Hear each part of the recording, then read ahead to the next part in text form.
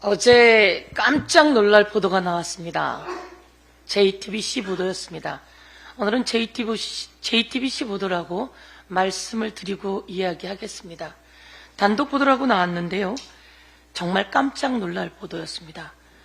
대한민국의 국민들이 다 이번 순직 해병 사건 수사 외압 뒤에는 윤석열 대통령이 있다라고 생각하고 있습니다. 대통령실이 개입되어 있다라고 생각합니다.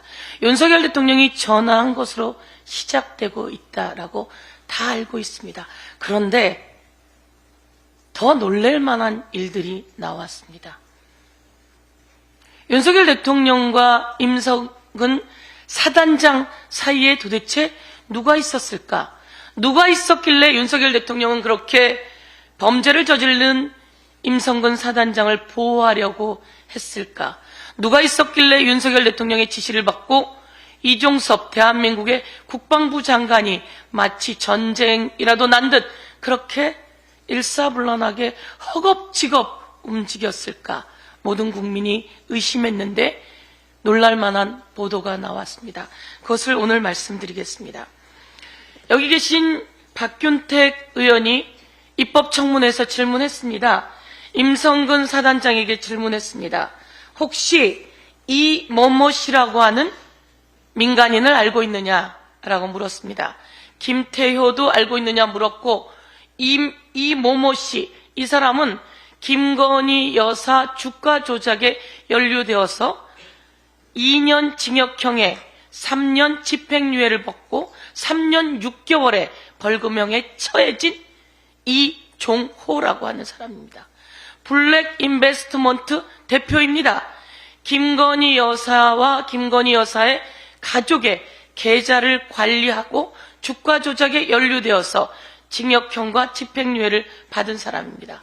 이 이종호라고 하는 사람이 권오수에게 이야기하면 권오수가 김건희에게 이야기하고 그 사이에 돈이 오고 가고 주가 조작이 이루어진 사람입니다. 아하, 그러면 이 사람과 김건희 여사는 무슨 관계일까? 여러분 짐작할 수 있겠죠. 얼마나 가까운지는 현재 검찰이 다시 국민들에게 낱낱이 밝혀야 된다고 생각하고요. 꼬리가 길면 잡힙니다. 그리고 손바닥으로 하늘을 가립니까? 설마 했는데 이 이종호라고 하는 사람을 압니까? 라고 물었더니 모릅니다 라고 이야기했습니다. 임성근은 전혀 모릅니다 라고 몇 번에 걸쳐서 답변을 했습니다. 그런데 어제 보도로 모르는 사이가 아니라는 게 드러났습니다. 이 주가 조작, 김건희 여사와 주가 조작에 연루되었던 그 사람은 해병대 출신이었습니다. 해병대 선배였고요. 카톡방이 드러났습니다. 이 카톡방은 누군가 제보를 했겠죠. 누군가 제보를 했는데 이 카톡방에는 단 5명이 있습니다. 멋잼 해병이라고 하는 대한민국의 그 훌륭한 해병들을 정말 욕보이는 멋잼 해병 이 카톡방을 누가 있었느냐? 전 경호처 청와대 경호처 관계자 A씨 그리고 블랙 인베스트먼트 대표 이종호 김건희 여사 가족의 계좌 김건희 여사의 계좌를 관리해준 사람이라고 재판 과정에서 드러났습니다. 그래서 2년 징역형에 3년 집행유예를 받고 벌금 약 4억을 받은 사람입니다. 이 사람들이 있는 방에 이런 이야기가 나옵니다. 5월 또는 6월 포항 1사단에서 초대한답니다. 포항 1사단에서 초대한답니다. 디테일의 문제를 찾아냈죠. 우리 포항 1사단으로 갑시다가 아니라 포항 1사단에서 초대한답니다. 포항 1사단 사단장은 누굽니까? 임성근입니다. 포항 1사단에서 초대한답니다. 포항 1사단에서 초대한답니다. 그리고 그곳에 가서 1시에 사단을 방문해서 사단장을 방문한답니다. 1시에 사단장을 방문하는데 이 사단장이 누굽니까? 임성근입니다. 이 임성근과 골프 또는 방문 뒤에 파티 등이 예정되어 있습니다. 그런데 이것은 실행되지 못했습니다. 그런데 이 카톡방이 드러난 거죠. 단 5명의 카톡방이 어떻게 드러났을까요? 누군가 여기에서 제보를 한 거 아니겠습니까? 어디에서 제보했는지 모르겠으나 이게 드러났습니다. 그러면 대통령실에 이종석 국방부 장관으로 028080이라고 하는 번호로 전화가 옵니다. 그 번호는 용산 대통령실 5층에 있던 번호입니다.